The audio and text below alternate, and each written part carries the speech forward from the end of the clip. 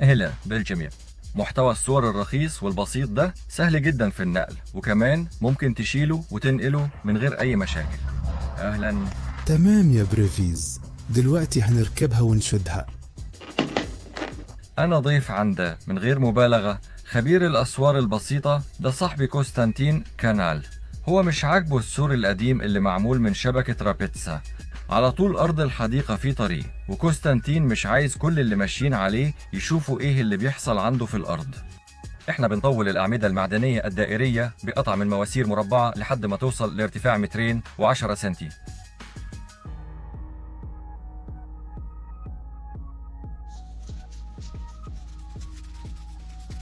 الغطاء 50 ميلي هنركبه على الأعمدة، وفيه غطاء مربع 20 في 20 هنركبه على القطع اللي زودنا بيها الأعمدة. سلك الرباط هو واحد من أكتر الحلول الشائعة للأسوار، وتسمى على اسم المخترع الألماني كارل رابيتس، عشان كده في اللغة الروسية الاسم المفروض ما يتغيرش. أنا بقول لكم الكلام ده كواحد بيلاروسي. في أعلى الأعمدة بنركب مسامير التسقيف، اللي هي مسامير برأس دائرية ومعاها دريل، وما بنشدهاش للآخر، ولو شديناها جامد بنفكها شوية. بعد كده احتاجنا سلك مجلفن. الأول بثبت السلك علشان يكون له نقطة تثبيت. السور القديم هنا بنلف السلك وبنعمل كده في كل جزء، وبنثبت السلك نفسه في الأعلى. أكيد عمل سور زي ده من البداية هيكون أسرع. كل اللي محتاجه تركب الأعمدة بين كل واحد والتاني حوالي 3 متر، وارتفاعهم 2 متر و10 سنتي. لو ما كانش في شبكة رابيتسا كان الشغل هيبقى أسهل كمان، بس إحنا بنتعامل مع اللي عندنا. يبقى إحنا شدينا السلك على النقطة العليا من أول عمود لحد آخر عمود، ودلوقتي من النقطة العليا هنقيس بالمتر 2 متر، ونحدد بعلامة بالقلم، وبرضه نركب مسامير التثبيت ونشد السلك. السلك اللي تحت الأسوار الرخيصة مطلوبة جدا تقريبا في كل بلادنا اللي كانت في الاتحاد السوفيتي القديم. أنا سمعت إن اللي بيسموهم المليار الذهبي تقريبا بقوا ما بيعملوش أسوار حوالين ممتلكاتهم اللي برا المدينة. مش قادر أفهم ليه ده بيحصل. شكله كده هم مش قلقانين خالص على حاجاتهم اللي جمعوها، سواء عندهم أكتر أو أقل مش فارق معاهم. باختصار أغنية.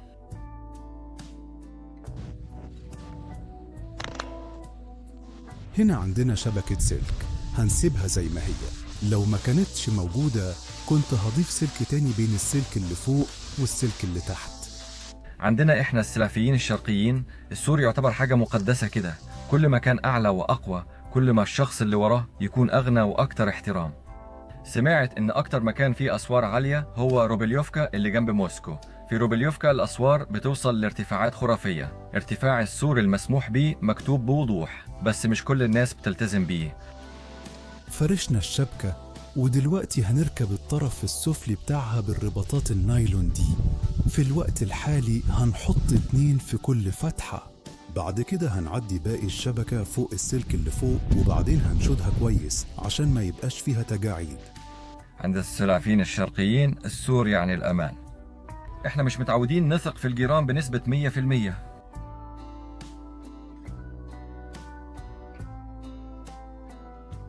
كونستانتين وصل الداشة بدري الصبح، وأنا رحت له بعدين، وصاحبي طلب مني في الطريق أعدي نقطة التسليم وأجيب الطرد.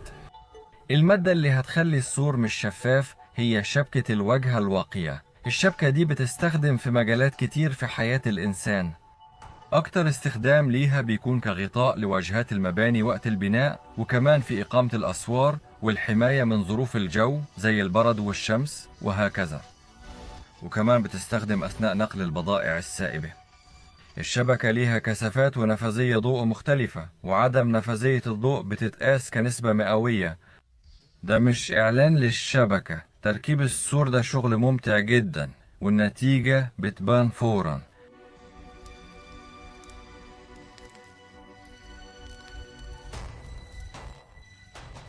السور جاهز. وقت نزول الفيديو ده السور الشبكي عدا أول اختبار مع الزمن وخدم لمدة سنة كاملة. خبرتي في الأسوار أقل بكتير من كونستانتين، بس برضو شايف إني ما خيبتش ظن صاحبي. على قناة أغاني ياشا كوسياك في فيديو عن إزاي هو ومراته من 2 سنين عملوا نموذج تجريبي للسور. السور ده في الجمال، بنشوف إنه يقدر ينافس أسوار سكان المناطق الراقية وأصحاب الفلل الفخمة، وفي نفس الوقت متاح لأي حد عنده استعداد يعمله، وكل مكوناته رخيصة وبتتباع في أي محل أدوات بناء. السور معمول بنسبة 90% من الفوم الخفيف، وجيب كل المواد اللي محتاجها للسور ده مش أصعب من إنك تجيب الشبك لسور قسطنطين. العمر الافتراضي للسور بتاعنا أكتر من 50 سنة.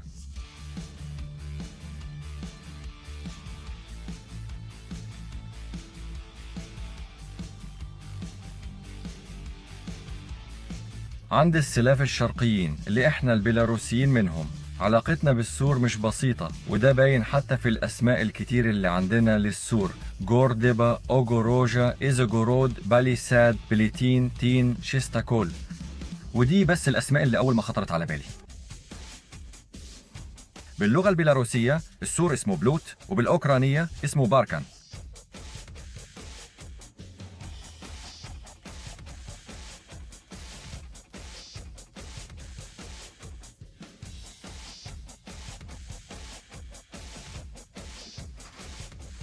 بعد ما بنينا السور من الشبك المظلل، اتقابلنا في الفيلا التانية بتاعة قسطنطين، وهناك كمل تعليمه ليا في موضوع الأسوار البسيطة. النوع ده من السور اسمه النسج القلبي. أنا عملته من حوالي أكتر من سنتين شوية، زي ما واضح من حالته، واقف وكل حاجة تمام، كله كويس. إيه اللي بيميزه عن غيره؟ ده واحد من أرخص أنواع الأسوار. المتر الطولي من السور ده بيكلف بس 650 روبل روسي، وده كمان مع الأعمدة. الأعمدة هنا عملتها من الخشب بمقاس 100 في 100 ملم، وغلفتها بمادة مطهرة اسمها HM11. ده مهم، ده مطهر قوي جدا، وبيستخدموه حتى في معالجة الخوازيق اللي بيركبوها في الأرصفة البحرية في البحر. يعني بعد ما الخشب يتعالج بيه يقدر يفضل متلامس مع الأرض حوالي 50 سنة ومش هيعفن خالص. اللوح نفسه عرضه 150 ملي وسمكه بس 15 ملي، وبسبب المقاس ده بنقدر نوصل لحل اقتصادي جدا في تكلفة الخشب. وكمان تقدر تلاحظ ان السور ما فيهوش اي اعوجاج في اي حتة. انا ما عملتش له اساس ولا صبيط خرسانة، يعني حفرت فتحات، ركبت الاعمدة الخشب على الحبل وغطيتهم بالرمل بس. بقاله سنتين والدنيا تمام، دهنته بدهان واجهات رخيص ومن ارخص الانواع، وكان فيه تعليقات كتير على كده. طيب دي سلم ممتاز للحرامية، لو حبيت اعدي اجيب فجل او اروح لجاري اجيب بقدونس، الموضوع سهل جدا، عشان كده انا برشحه. في الأول ركبت الأعمدة، والسور نفسه عملته بعد ما الأعمدة فضلت في الأرض تقريبا سنة، وكنت طلعت واحد من الأعمدة ووريت حالته. يعني بعد ما تعالجوا بالمطهر ده الأعمدة دي بتقعد سنين من غير أي مشاكل ومفيش حاجة بتتعفن. عندي فيديو قديم على القناة أنا ديل، وشرحت إزاي تعمله بنفسك بأقل من ربع تمن الجاهز. عملت كمان النوع ده من الأسوار، والنوع ده اسمه اشتكت معدني. إيه اللي بيميزه؟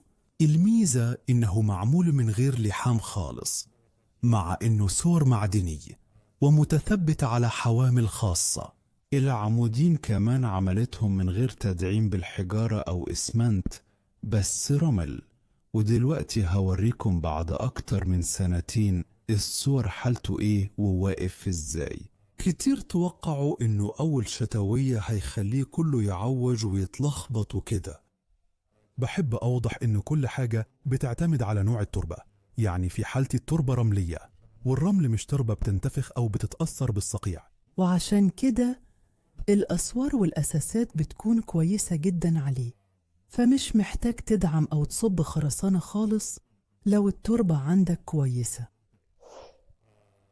بالنسبة للسعر، السور ده طبعا بيكلف فلوس، بس الميزة إنه اتعمل فعلا في يوم ونص بس. كمان أنا ركبت الأعمدة، بس ده كان على مهلي خالص. يعني بيتركب بسرعة جدا وشكله حلو قوي من وجهة نظري. وبرضه ناس كتير كتبوا إنه ده فخ للطيور. أظن كتير شافوا على الإنترنت إزاي بين الأعمدة نفسها بتلاقي راس الطائر من ناحية وجسمه من الناحية التانية. بس هقول كده، غالبا الموضوع ليه علاقة إما بحجم الطائر أو بالمسافات بين الأعمدة. في حالتي أفتكر المسافة كانت 11 ميلي، وما فيش ولا مرة حصل إن طائر اتزنق هنا أو اتعلق زي الكباب كده. من ناحية الشارع أنا بعمل صور بالشكل ده، ولازم نفهم إن كل سور ليه وظيفة وكل صاحبه ليه أهدافه الخاصة. من ناحية الشارع السور الخرساني بيوفر نوع من الحماية المعنوية ضد الناس اللي مش كويسين يعني، واللي بيحبوا يكسبوا بسهولة. السور ده بيتعامل من أعمدة خرسانية وأجزاء جاهزة، يعني هنا في 4 أجزاء وبيتركبوا في فتحات موجودة في الأعمدة. بعد كده كله بيتسدد عند الفواصل، وممكن كمان نضيف طبقة ديكور عليه. أنا عملت السور ده من أكتر من 3 سنين تقريبا، وزي ما أنت شايف السور واقف كويس جدا، الأعمدة مكانها ما اتحركتش، مفيش أي شروخ ظهرت، كله تمام. وبرضه ممكن نفكر في النوع ده من الأسوار. وصاحبي كمان عارف وصفة ممتازة لباب جرار رخيص تعمله بنفسك. كل المعلومات اللي محتاجها عشان تعملهم موجودة على القناة. يا جماعة عدى 8 شهور وأنا تاني عند صاحبنا كوستانتين. دلوقتي هو بنفسه هيحكي عن كل اللي حصل في الفترة دي. ما عداش نص سنة، عندنا عدى أكتر من كده. ليه ما نزلناش الفيديو على طول؟ قررنا نشوف السور ده هيعمل إيه معاك في الشتاء، عشان كان عندنا شكوك كتير وأفكار كتير، زي إن كل ده ممكن يقع من التلج أو ممكن يحصل حاجة في الخامة نفسها. قررنا نستنى ونشوف، ودلوقتي عندنا حاجات نوريها ونتكلم عن التفاصيل اللي ظهرت. أول حاجة ضايقتني شوية كانت العصافير المزعجة دي، بيحبوا يقعدوا فوق وطبعا بيعملوا فضلاتهم على السور. وبعد كام أسبوع بس من التركيب لقيت بقع بيضة في أماكن كتير، حسيت إن المنظر كله اتبهدل. بس بعد ما المطر نازل كل ده اتغسل واختفى، ومن ساعتها ما قابلتش المشكلة دي تاني. يعني حتى لو طائر وقف وساب حاجة، أول مطرة بتنزل بتنضف كل حاجة. وده اللي بعد كده، يعني من نفس الخامة باين إن مفيش أي حاجة حصلت لها خالص. وبرضه مش من فراغ أنا أخدت القرار إني أعمل الشكل ده بالذات، لأني في الجمعية الزراعية كنت متابع كنيسة زي دي عند جاري بقالها حوالي 7 سنين، مفيش أي شكاوى خالص، يعني ده وقت طويل كفاية. الاختيار ده عندي غالبا مؤقت، كنت مخطط له يفضل 3 أو 4 سنين، بس ممكن يستمر أكتر من كده ويشتغل عادي. وبرضه باين من فوق إنه مفيش أي ترهل، كله متساوي زي ما شديناه، على طول الجنب كله تمام، يعني مفيش أي شكاوى من الترهل. وبالنسبة للخامة نفسها زي ما قلت قبل كده كله ممتاز وكل حاجة تمام. وإيه اللي ظهر معايا؟ إيه اللي لازم تاخده في اعتبارك لو قررت تعمل نفس الحاجة عندك؟ هنا كانت الشبكة متثبتة في الأعمدة، وهنا كان في سلك صدق زي ده، والنقطة دي ما خدناهاش في الاعتبار شوية. كان في أفكار إن ممكن نقفلها بس ما تقفلتش، والريح بقت تهز الشبكة نفسها، ومع الوقت ظهرت فتحات صغيرة. بس إيه الميزة الكبيرة في الخامة دي؟ الفتحات دي ما كبرتش أكتر من كده، وده فعلا اللي حصل في أول 1.5 شهر أو 2 شهر من ظهورها. مش بتتسع أكتر من كده، وده مش حاجة تفرح. لو بعدت شوية مش هتشوفهم، يعني زي ما بيقولوا هي مش بتأثر على السرعة. طب ازاي نحل مشكلة الاحتكاك عشان ما يحصلش احتكاك خالص؟ وبرضه أنا عندي شبكة رابتسة ما شلتهاش، طالما كانت موجودة فسيبتها زي ما هي. لو ما كنتش موجودة المسامير دي ما كانتش هتبقى، ومفيش احتكاك كان هيحصل. زي ما هو باين مش في كل حتة في الاحتكاك ده، هو موجود في الأماكن اللي فيها سلك مصدي، يعني السلك هناك خشن والهواء بيهز الشبكة، وده اللي بيخليها تتاكل. إزاي ممكن نحل الموضوع ده بشكل طبيعي يعني للمستقبل؟ كان المفروض نلف السلك ونعمل لفة عند طرف العمود، ساعتها ما كانش هيحصل احتكاك خالص، يعني كده. وكمان ليه في مساحة فاضية تحت؟ ليه سابوها؟ عشان يبقى سهل جز العشب من غير ما الشبكة تتأذى. بس زي ما انت شايف الكلاب والحيوانات التانية بتدخل من غير أي مشكلة. إزاي نحل المشكلة دي؟ الموضوع بسيط، بنجيب لوح صاج مموج ونقصه ارتفاع 30 سنة وندقه في الأرض، بيكون عليه طبقة حماية، مش هيبوظ بسرعة. والمساحة دي هتكون مقفولة وهتقدر تقص النجيلة عادي من غير تعطيل.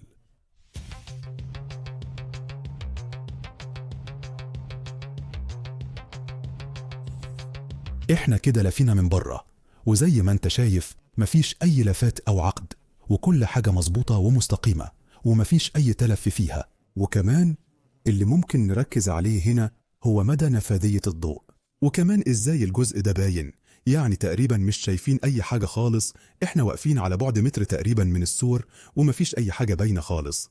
وده بيرجع تاني للسؤال عن الناس اللي بيعملوا الشبكة دي بطبقة واحدة بس، بطبقة واحدة. ده قليل، لأن كل ده هيكون باين بوضوح. يعني لما تكون بطبقتين نسبة مرور الضوء من الشبكة هتكون كده. من وجهة نظري ده المطلوب بالظبط. هقولك الكاميرا باينة شوية، لكن بعينك مش هتشوفهم. بص في الكاميرا.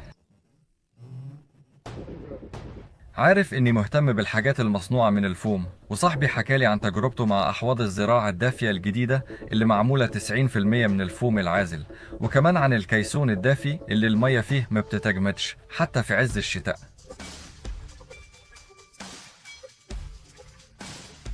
وكمان ايه الجديد اللي ظهر في الأرض؟ ده بيت صغير كده. دلوقتي هو هيبقى بيت صغير عندي، وبعد كده هيبقى مخزن أو مبنى خدمي، وعلى الأرض اللي جنبها هيتبني بيت جامد. أظن ياشا هيحط لقطة للموديل في الفيديو عشان يورينا شكله. الغريب كمان إن محدش مصدق إني بنيت المبنى ده في 7 أيام. وكمان صاحبي قوي جدا في التصميم. تصميماته البسيطة واللي سهل التنفيذ اتبنت فعلا من مئات الهواة في البناء، وساعدت كتير من العائلات إنهم يلاقوا سكن ريفي خاص بيهم ورخيص. ياشا طبعا زعل مني وقال لي هو ايه نسبة وجود الفوم في البيت؟ قلت له النسبة صغيرة جدا واضطريت أعمل كده. فيديو عن طريقة تصنيع الأنواع اللي ذكرها كونستانتين خطوة بخطوة موجود على قناته، أما النوع اللي معمول من الفوم هتلاقوه عندي. كتير من الابتكارات الحديثة في البناء عرفتوها لأول مرة من صاحبي. بعض الحاجات دي شكلها جاية من تطبيقات برامج الفضاء، بنضغط عليه بيلزق كويس جدا. عشان كده بسيب لكم رابط قناة لوفت DIY تحت الفيديو. لازم اشتركوا وحطوا لايك كبير، واشتركوا كمان في قناة أغاني ياشا كوسياك، واشتركوا في جروب VK وديزن. كل الروابط تحت الفيديو، واضغطوا كمان على الجرس، وساعتها هبلغكم بكل جديد. يا رب يعم السلام في العالم. شكرا.